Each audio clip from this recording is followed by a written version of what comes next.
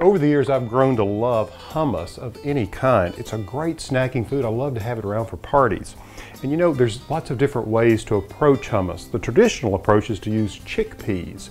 But what I want to do is show you a recipe using black soybeans. They're so delicious. And you can buy them dried and you can soak them and cook them, but these are actually canned black soybeans and they really do have a marvelous flavor. And this makes this recipe so easy if you just buy them by the can. This recipe makes enough for about 4 or 5 people. It depends on how hungry they are. You may need to make a double batch. It's that good.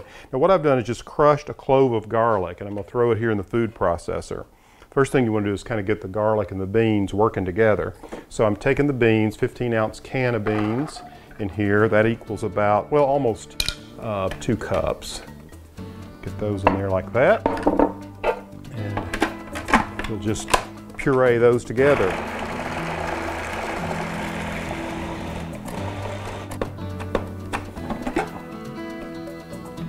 It's looking pretty good. I want a finer texture.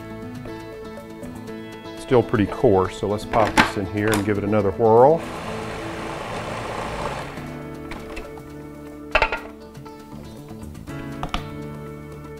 Now this may appear a little dry, but we're going to add some liquid ingredients in just a moment, which will bring it to the exact consistency that you want, and the consistency we've come to expect in hummus. You just want to make sure that the garlic is fully integrated into those beans. Okay? All right, and let that go. So I'm going to add these other ingredients. I'm going to take a half a teaspoon of salt,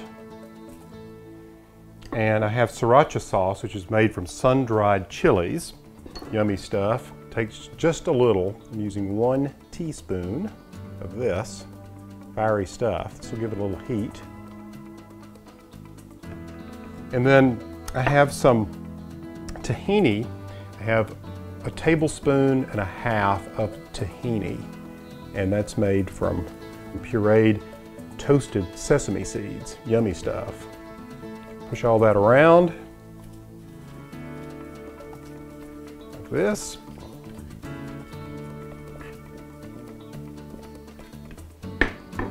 And then I'm going to blend it again. Ah, yeah, there we go. Off, push back down a little bit. So this base recipe makes really thick hummus. So you may want to add a little more tahini.